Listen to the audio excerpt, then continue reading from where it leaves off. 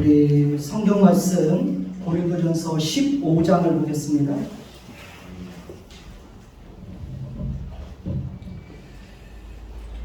고린도전서 15장입니다.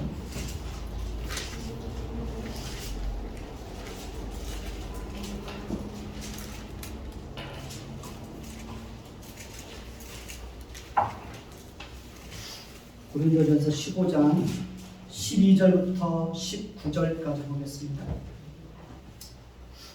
돌아가면서 읽겠습니다.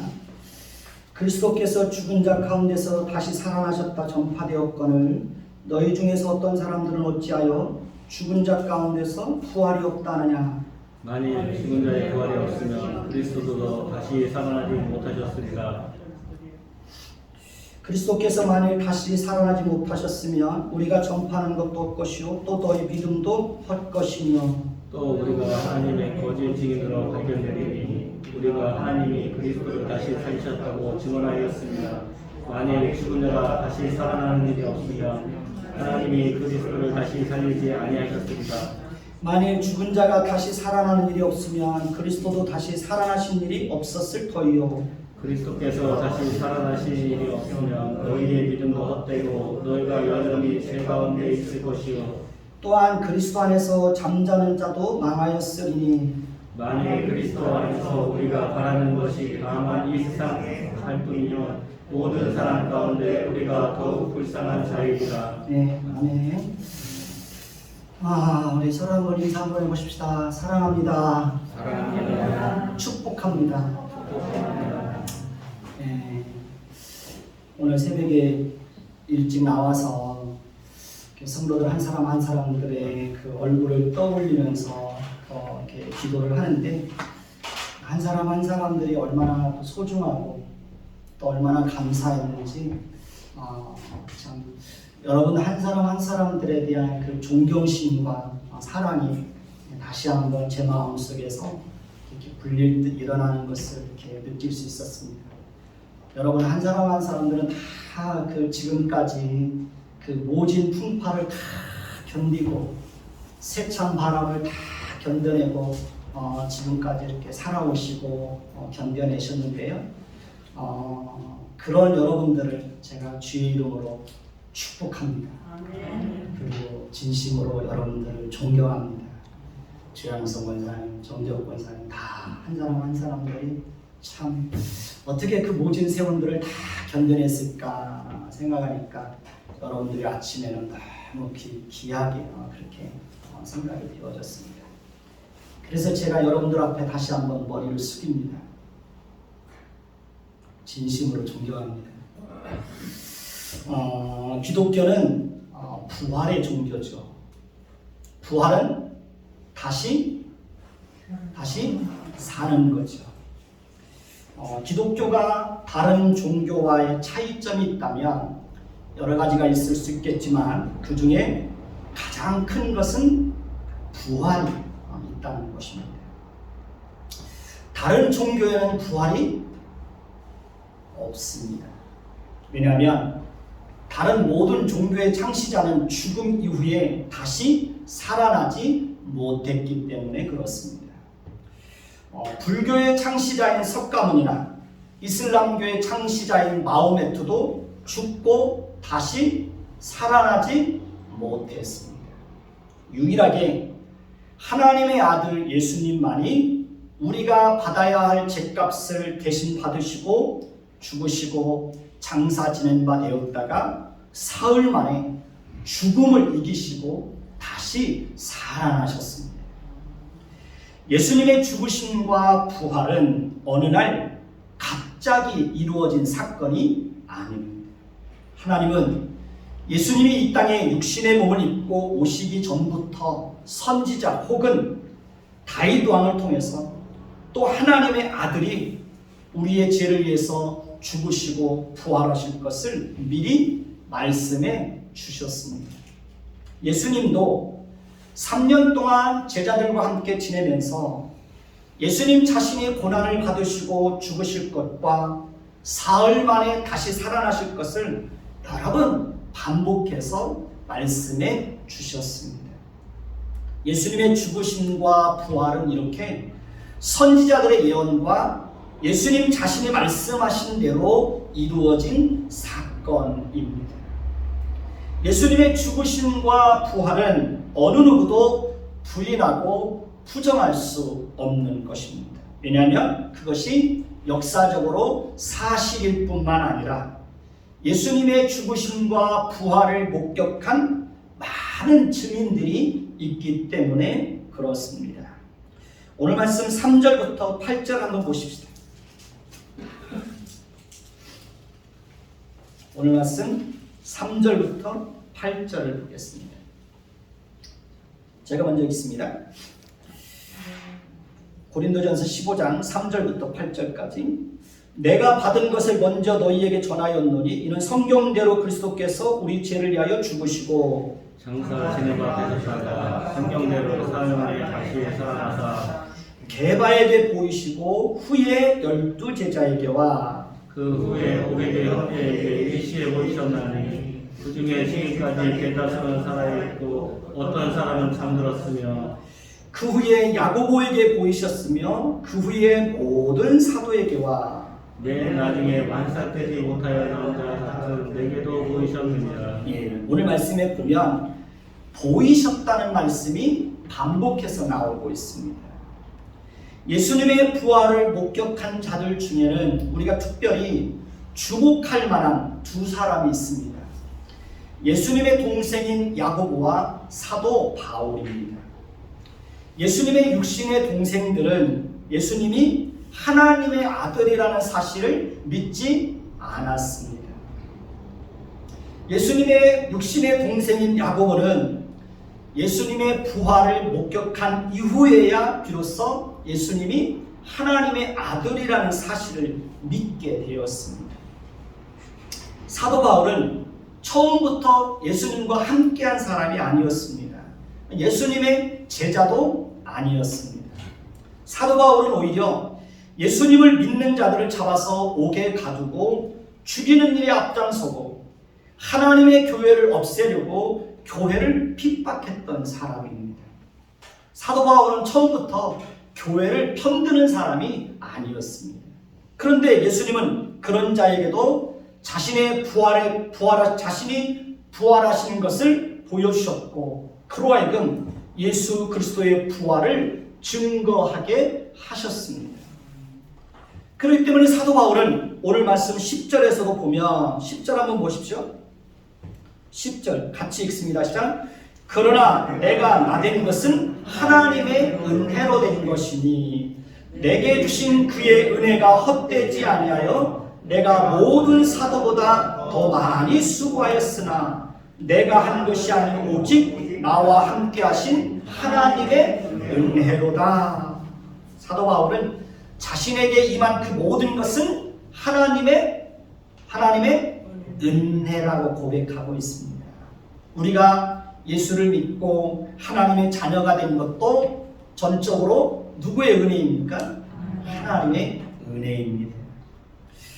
우리가 주를 위해서 더 많이 수고하고 헌신할 수 있다면 그 또한 하나님의 은혜입니다. 우리가 주를 위해서 봉사할 수 있는 것도 하나님의 은혜고 주를 위해서 무엇인가 작은 것이라도 드릴 수 있다면 그 또한 하나님의 은혜입니다.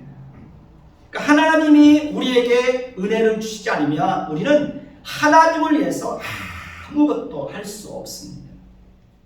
그렇기 때문에 사실은 우리가 주를 위해서 헌신하고 주를 위해서 수고한다고 해도 하나님 앞에서는 아무것도 자랑할 것이 없습니다. 아무것도 자랑할 것이 없습니다.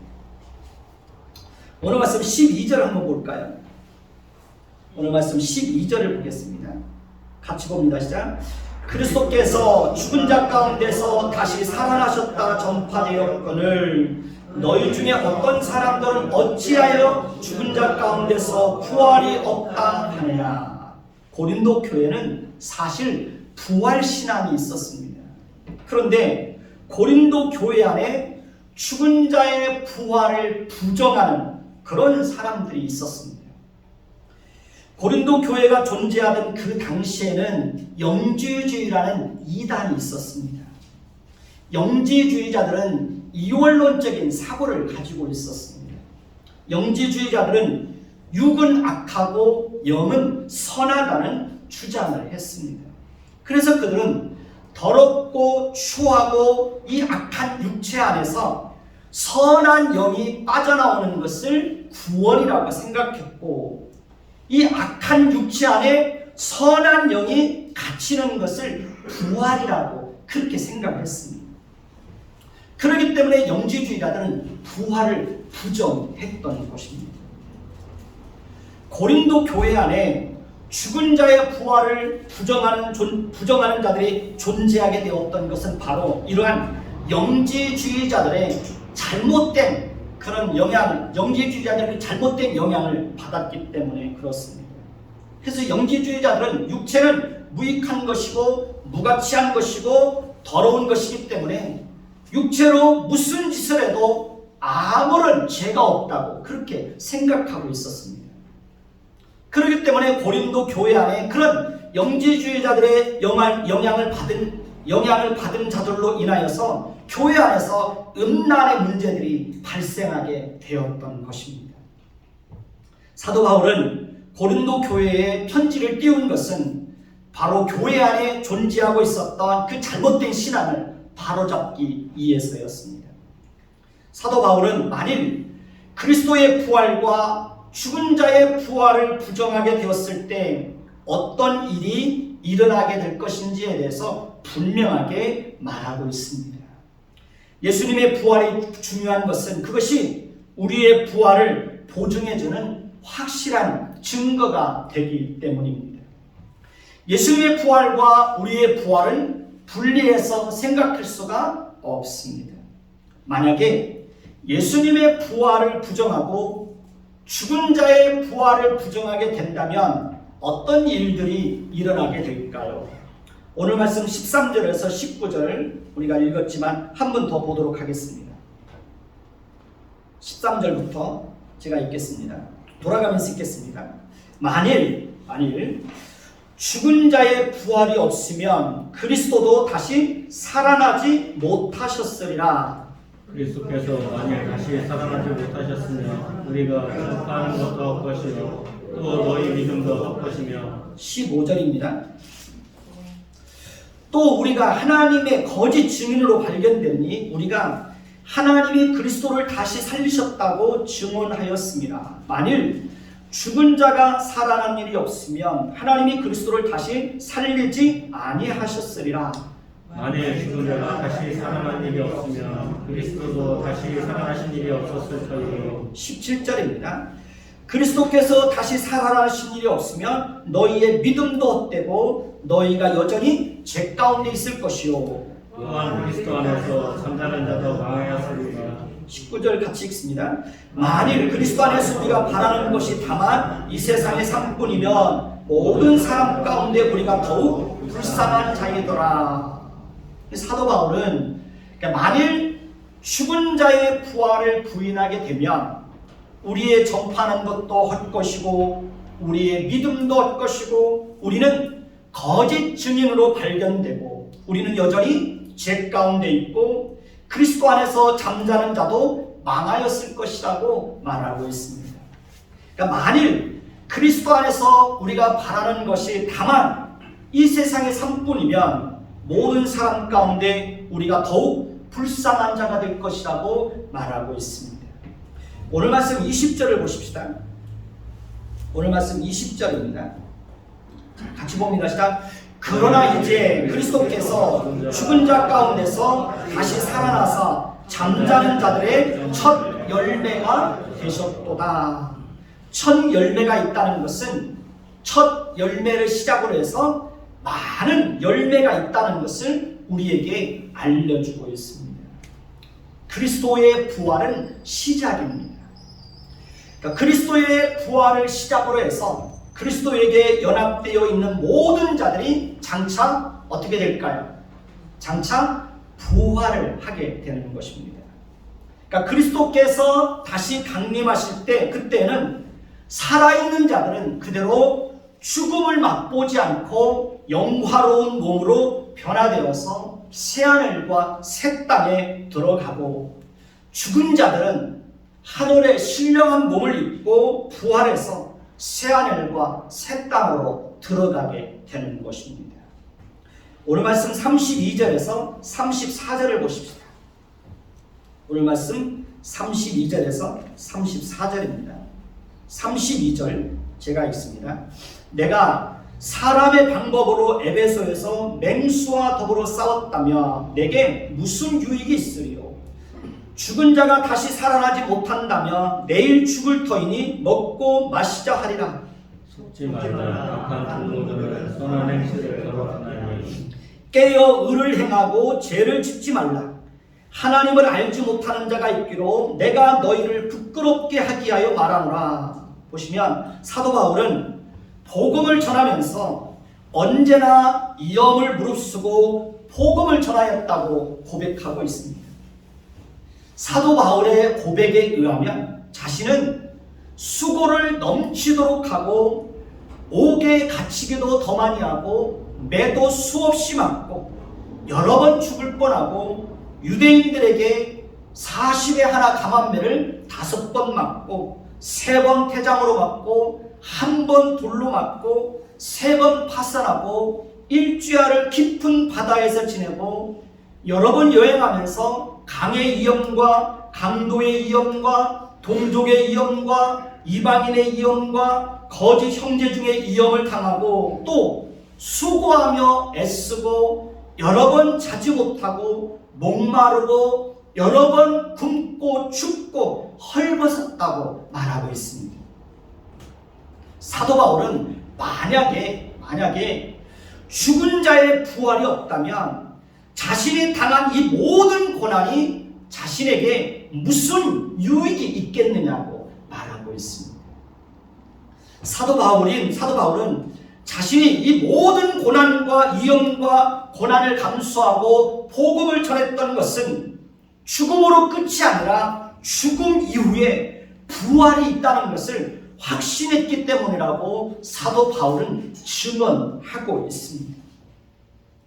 부활에 대한 확신과 믿음이 모든 위험 앞에서도 당당하게 복음을 전할 수 있게 되었다고 사도 바울은 증언하고 있습니다. 그렇습니다. 우리 믿음의 선배들이 신앙을 지키기 위해서 때로 자신들의 목숨까지라도 아끼지 않고 내놓을 수 있었던 것은 죽음 이후에 더 나은 천국에 대한 소망과 부활에 대한 믿음과 확신이 있었기 때문에 가능했던 것입니다. 죽은 자의 부활을 부정하고 내세 즉 죽음 이후의 세계인 천국과 지옥을 부정하게 된다면 어떻게 될까요? 쾌락주의에 빠지게 되는 것입니다. 쾌락주의는 죽음 이후의 세계를 부정하는 데서 시작이 되는 것입니다. 그러니까 쾌락주의는 이 땅에서의 삶이 전부라고 생각을 합니다. 그렇기 때문에 쾌락주의자들은 죽으면 모든 것이 끝나니까 마음껏 먹고 마시고 즐기고 취하고 그렇게 살자라고 주장을 하는 것입니다.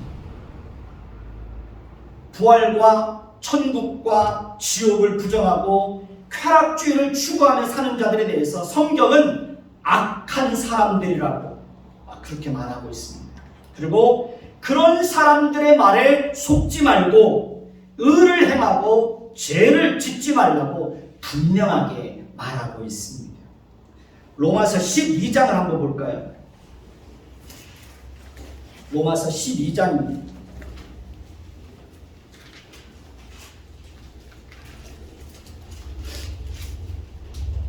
로마서 12장 1절에서 2절을 보십시다.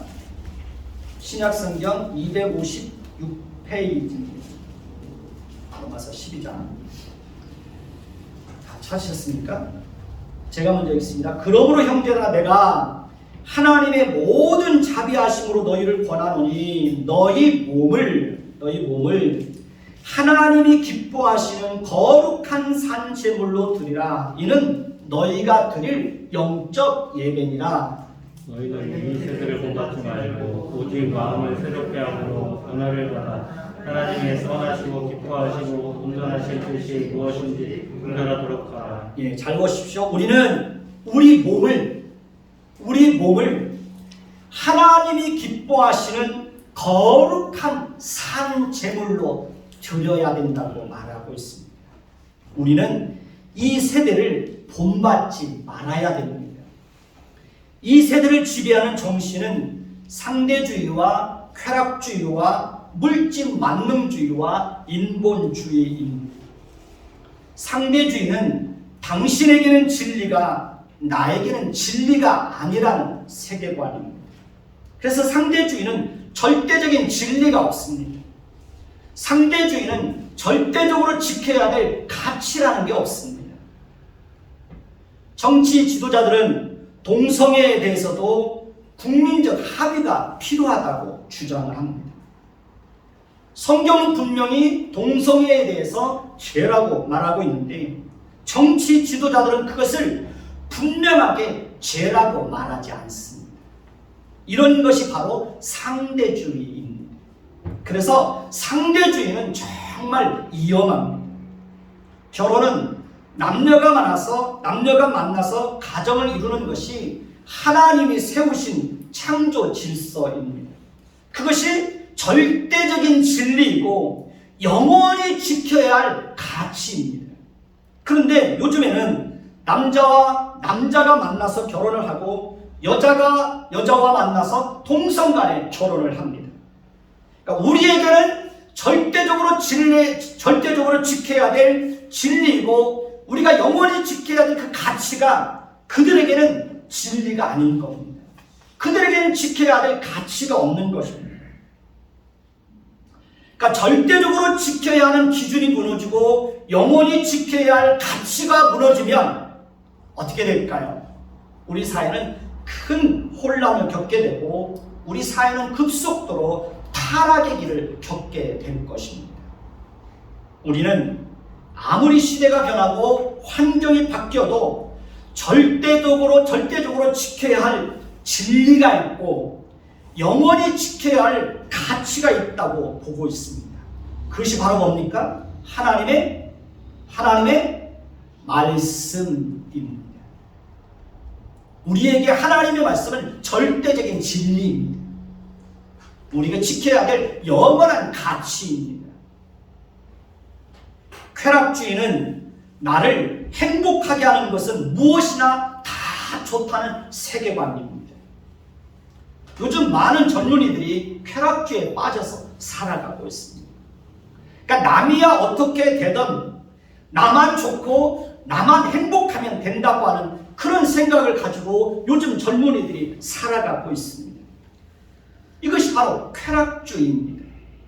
이것은 철저하게 자기중심적이고 이기주의적인 그런 사고방식에서 나오는 것입니다. 물질 만능주의는 돈이면 무엇이든지 다 할 수 있다고 하는 세계관입니다. 돈을 가장 중요한 가치로 보는 것입니다. 하나님보다 돈을 더 위에 두는 것입니다. 그것이 물질 만능주의입니다. 인본주의는 하나님보다 사람을 더 중요하게 생각하는 세계관입니다. 인본주의는 하나님의 말씀보다 인권을 더 중요하게 생각하는 세계관입니다.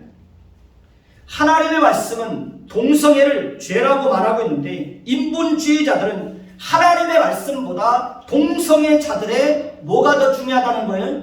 인권이 더 중요하다는 주장을 합니다. 물론 동성애자들의 인권도 중요합니다. 모든 인간은 하나님의 형상대로 지음받은 존재이기 때문에 인권은 마땅히 존중받아야 합니다. 그러나 그보다 더 중요한 것은 동성애는 죄라는 것입니다. 창조 질서를 거역하는 것입니다. 우리에게는 영원히 지켜야 할 절대적인 기준이 있고 절대적인 가치가 있습니다. 그것이 바로 하나님의 말씀입니다. 세상이 아무리 변해도 하나님의 말씀은 영원히 변하지 않는 진리입니다. 여러분은 그 사실을 믿으시죠? 우리는 하나님의 말씀을 영원히 지켜야 할 가치로 알고 하나님의 말씀을 따라서 우리의 인생을 그렇게 성실하게 살아가야 되는 것입니다. 상대주의와 쾌락주의와 물질 만능주의와 인본주의와 기회주의와 자기중심적이고 이기주의적인 정신을 따라 살면 될까요? 안 될까요? 그것은 이 세대를 따라가는 겁니다. 우리는 이 세대를 지배하는 그 정신을 따라서 내 인생을 살아가면 그건 망하는 겁니다. 우리는 이 세상을 지배하는 정신을 따라서 살면 안 되는 것입니다. 우리는 이 세상을 지배하는 그 정신을 거스려서 도도하게 하나님의 말씀만이 내가 지켜야 될 영원한 진리라는 사실을 알고 어떤 상황 속에서도 하나님의 말씀을 따라서 우리의 인생을 살아가야 되는 것입니다. 우리는 하나님의 말씀을 따라서 거룩하고 구별되게 살아야 합니다. 우리는 우리 육체를 거룩하게 구별하여 하나님께 거룩한 산 제물로 우리 육체를 드려야 되는 것입니다. 우리는 생각으로 예배하고 생각으로 말씀을 지키는 사람들이 아닙니다. 몸이 따라가지 않는 봉사와 몸이 따라가지 않는 예배와 몸이 따르지 않는 헌신은 우리에게 아무런 유익이 되지 않습니다. 생각으로 예배해야지 하면서 실제로 몸이 예배당에 나오지 않으면 무슨 소용이 있겠습니까? 생각으로 봉사해야지 하면서 실제로 몸으로 봉사하지 않으면 우리에게 무슨 유익이 있겠습니까?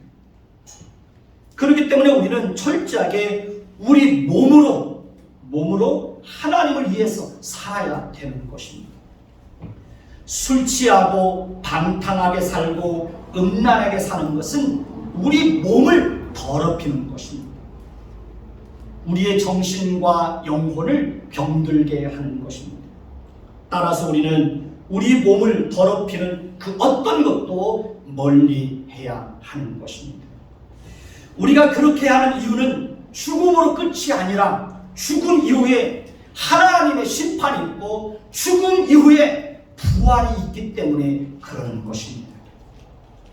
우리 몸은 그리스도께서 피로 값주고 사신 거룩한 몸입니다. 여러분들의 몸이 거룩한 몸입니다. 우리 몸은 우리의 것이 아니라 그리스도의 것입니다. 우리 몸의 주인은 누구입니까? 여러분의 몸의 주인은 누구입니까? 여러분의 몸의 주인은 그리스도이십니다. 그리스도께서 자신의 피를 값주고 사셨습니다. 우리의 몸은 성령이 거주하는 거룩한 성전입니다. 건물이 성전이 아니라 여러분의 몸이 성령이 내주하는 거룩한 성전입니다. 따라서 우리는 우리 몸을 죄로 더럽히면 될까요? 안 될까요? 그러면 안 되는 것입니다.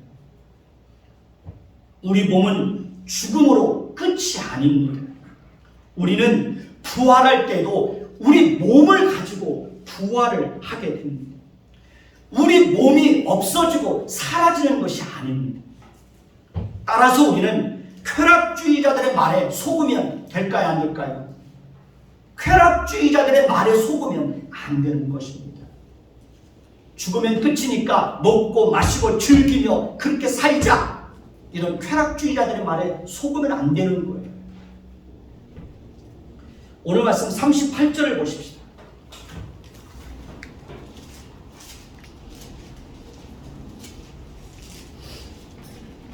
오늘 말씀 38절입니다.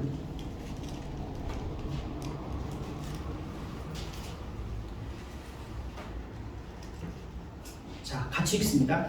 하나님이 그 뜻대로 그에게 형체를 주되 각 종자에게 그 형체를 주셨느니라. 다시 한번 읽으십시다. 하나님이 그 뜻대로 그에게 형체를 주시되 각 종자에게 그 형체를 주셨느니라. 저는 부활주일 설교를 할 때마다 드리는 말씀이지만 저는 수년 전에, 아주 오래전에 부활주일 설교를 준비하다가 이 말씀에 큰 은혜를 경험했던 적이 있고, 이 말씀을 통해서 죽은 자의 부활과 부활 때의 영광을 믿음의 눈을 떠서 바라보고 크게 기뻐하고 감격했던 적이 있습니다. 언제나 이 말씀만 생각하면 그때의 감동이 제 마음속에 새롭게 다시 이렇게 회복되는 것을 경험할 수 있습니다. 우리가 씨앗을 뿌리면 그 씨앗이 죽어서 없어지는 것 같아도 그 속에서 새로운 식물이 살아나는 것을 볼 수 있습니다. 하나님은 모든 씨앗 속에 어떤 형체들을 심어 놓으셨다고 말합니다. 우리가 씨앗의 정체를 알지 못하면 그 씨앗을 땅에 뿌렸을 때 그 씨앗 속에서 어떤 아름다운 형체들이 나올지 알아요, 몰라요? 알지 못합니다. 우리가 알의 정체를 알지 못하면 그 알 속에서 병아리가 나올지, 타조가 나올지, 오리가 나올지, 독수리가 나올지, 어떤 생명체가 나올지에 대해서 우리는 아무것도 모릅니다. 그러니까 하나님은 수많은 종류의 나무와 식물들에게도 각기 다른 잎사귀와 열매와 꽃들을 하나님께서 심어 놓으셨습니다. 요즘 개나리와 벚꽃과 목련과 여러 가지 꽃들이 활짝 피었습니다. 며칠 전만 해도 산에 올라가면 보면 진달래꽃이 활짝 산에 피어 있습니다. 얼마나 아름다운지 모릅니다. 하나님의 능력과 하나님의 솜씨와 하나님의 지혜가 창조 세계를 보면 놀랍지 않습니까? 우리는 각각의 씨앗 속에 숨겨져 있던 그 아름다운 형체들이 나오는 것을 보면서 믿음의 눈을 가지고 장차 우리에게 주어질 부활의 영광을 볼 수 있어야 하는 것입니다. 하나님은 자연 속에 부활의 신비와 부활의 영광을 하나님이 심어 놓으셨습니다. 이런 걸 보면요, 자연을, 이런 시각을 가지고 자연을 보면 그 자연이 얼마나 아름답고 장차 우리에게 주어질 그 부활의 영광이 얼마나 찬란할 것인지를 자연을 통해서도 우리는 확인할 수 있는 것입니다. 오늘 말씀 39절에서 41절까지 보십시오. 제가 먼저 읽습니다. 육체는 다 같은 육체가 아니니 하나는 사람의 육체요, 하나는 짐승의 육체요, 하나는 새의 육체요, 하나는 물고기의 육체라.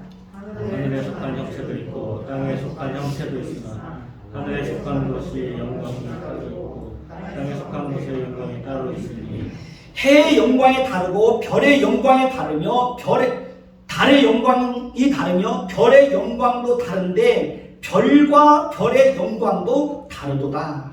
하나님은 지구상에 거하는 수많은 종류의 육체를 가진 존재들을 창조하셨습니다. 그 가운데는 사람의 육체도 있고 짐승의 육체도 있고 새의 육체도 있고 물고기의 육체도 있습니다. 육체는 다 같은 육체지만 그 육체가 가지고 있는 영광이 다 다르다고 말하고 있습니다. 짐승들 중에서도 사자나 호랑이의 육체는 다른 짐승들의 육체와는 비교할 수 없을 만큼 위엄이 있고 영광스러운 것이 사실입니다. 새들 중에서도 말로 표현할 수 없을 정도로 아름다운 새들이 정말 많이 있습니다. 독수리는 아주 작은 새인 참새와 비교했을 때 훨씬 더 위엄 있고 그 육체의 자체만으로도 영광스럽습니다. 독수리가 높은 하늘에서 날개를 펴고 날아가는 것과 참새가 날아가는 것과 어떻게 비교할 수 있겠습니까? 독수리와 참새는 그 영광과 위엄이 비교가 되지 않습니다. 물고기들 중에서도 고래의 육체는 작은 물고기의 육체와는 비교할 수 없을 만큼 위엄이 있고 영광스럽습니다. 해의 영광도 다르고 달의 영광도 다르고 별과 별의 영광도 다릅니다. 하나님이 지으신 모든 피조물 중에 가장 영광스러운 존재는 바로 누굴까요? 우리 자신들입니다. 왜 그럴까요? 우리는 하나님의 형상을 닮은 존재로 지음 받았기 때문에 그렇습니다. 우리는 지금 땅에 속한 형체를 입고 살아가고 있습니다. 그러나 장차 예수님께서 재림하실 때는 땅에 속한 형체가 아닌 하늘에 속한 형체, 즉 천국에서 살 수 있는 신령한 몸을 입고 새롭게 부활을 하게 됩니다. 하나님은 각각의 씨앗 속에 어떤 형체들을 심어 놓으셨듯이 우리 육체 안에도 장차 하나님께서 우리에게 주실 그 부활의 영광스러운 몸의 형체를 여러분들의 각각의 몸속에 하나님이 심어 놓으셨습니다. 예수님이 재림하실 때 우리 육체는 영혼과 하나가 되어서 다시 부활을 하게 됩니다. 오늘 말씀 42절부터 44절까지 보십시오. 42절부터 44절까지 돌아가면서 읽겠습니다. 제가 먼저 읽습니다. 죽은 자의 부활도 그와 같으니 썩을 것으로 심고 썩지 아니할 것으로 다시 살아나며 육된 것으로 심고 영광스러운 것으로 다시 살아나며 약한 것으로 심고 강한 것으로 다시 살아나며 육의 몸으로 심고 신령한 몸으로 다시 살아나니 육의 몸이 있은즉 또 영의 몸도 있느니라. 오늘 말씀에 보면 심는다는 것과 다시 살아난다는 말이 반복해서 나오고 있습니다. 죽음은 마치 뭐와 같을까요? 죽음은 마치 씨앗을 땅속에 심듯이 우리 육체를 어디에 심는 것과 같아요? 땅속에 심는 것과 같은 거예요. 우리는 썩을 것으로 심고 썩지 아니할 것으로 다시 살아나게 됩니다. 우리는 육된 것으로 심고 영광스러운 것으로 다시 살아나고 약한 것으로 심고 강한 것으로 다시 살아나게 됩니다. 우리는 육의 몸으로 심고 신령한 몸으로 다시 살아나게 되는 것입니다. 육의 몸이 있으면 신령한 몸도 있는 것입니다. 이것이 바로 여러분들의 육체 안에 심어 놓으신 부활의 영광이고 부활의 비밀이고 부활의 신비입니다.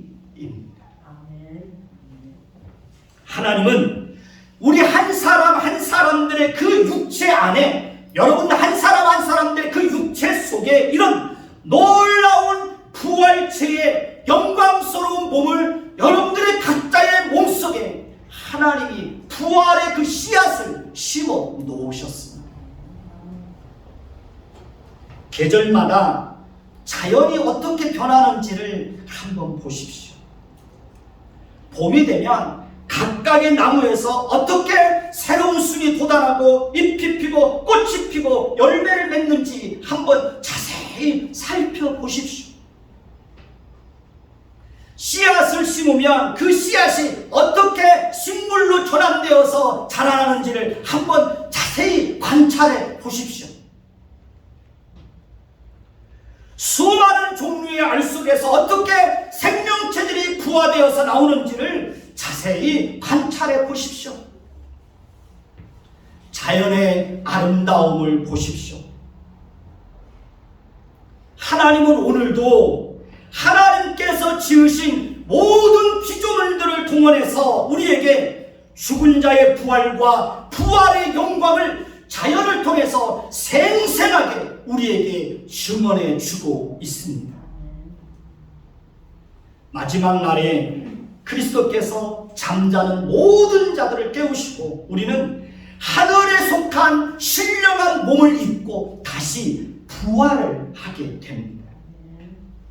우리는 첫사람 아담을 통해서 육체를 물려받았지만 하늘에 속한 신령한 몸은 그리스도를 통해서 선물로 받게 되는 것입니다. 우리는 첫사람 아담으로 말미암아 죽음에 이르게 되었지만 우리는 다시 예수 그리스도로 말미암아 영원한 생명을 얻고 부활을 하게 되는 것입니다. 지금은 사망이 왕노릇하고 사망이 큰 권세를 가지고 수많은 사람들을 사망에 이르게 하지만 예수 그리스도께서 다시 재림하실 때에는 더 이상 사망이 왕노릇하지 못하고 사망이 하나님의 백성들을 죽음으로 이끌어가지 못하게 되는 것입니다. 그때에는 예수님께서 우리를 죄와 사망의 몸에서 완전히 구원하실 것이기 때문입니다. 하나님의 모든 백성들에게는 이러한 놀라운 부활의 축복이 약속되어져 있습니다. 오늘 말씀 58절을 보십시다.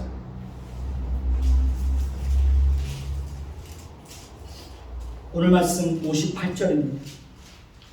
같이 읽습니다. 그러므로 내 사랑하는 형제들아 견실하며 흔들리지 말고 항상 주의 일에 더욱 힘쓰는 자들이 되라. 이는 너희 수고가 주 안에서 헛되지 않은 줄 알미라. 아멘. 그러므로 내 사랑하는 형제들아 너희에게는 이런 놀라운 부활이 약속되어져 있단다. 너희 각각의 육체 속에는 하나님이 심어놓으신 그 부활체의 영광스러움이 여러분들 속에 있다는 거예요. 그러므로 내 사랑하는 형제들아 견고하며 견실하며 흔들리지 말고 항상 주의 일에 더욱 힘쓰는 자들이 되라. 이는 너희 수고가 주 안에서 헛되지 않은 줄 알미라. 우리에게는 부활이 약속되어 있습니다. 죽음으로 끝이 아닙니다. 죽음 이후에는 천국과 지옥이 있습니다. 우리는 장차 천국에서 하나님과 함께 영원한 행복을 누리게 될 것입니다.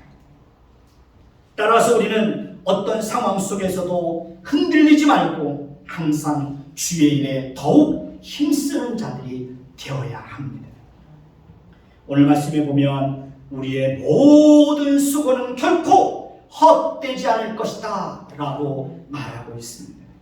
그렇습니다. 여러분들이 이 땅에서 살아가는 동안 주를 위해서 수고하는 그 모든 수고, 크고 작은 모든 수고, 그 모든 수고는 다 헛되지 않습니다. 주님이 다 지켜보고 있고요. 주님이 다 하십니다. 그리고 주께서 은밀한 가운데서 보시고 은밀한 가운데서 다 갚아주십니다. 주님께서 우리에게 부활의 영광과 영원한 생명과 천국의 축복으로 우리에게 다 갚아주실 것이고 하늘에서 상이 클 것입니다. 그러니 평생 하나님을 성실하게 섬길 수 있기를 예수님의 이름으로 축원해 드리겠습니다. 지금까지 우리는 승리한 사람들입니다. 앞으로도 끝까지 저는 요즘 평생이라는 단어를 많이 묵상하면서 살고 있습니다. 평생 우리가 하나님 앞에서 서는 그날까지 내 평생 하나님만을 성실하게 섬겨야지. 평생 주님이 여러분들의 생명을 취하시는 그 마지막 순간까지 평생 좌우로나 치우치지 말고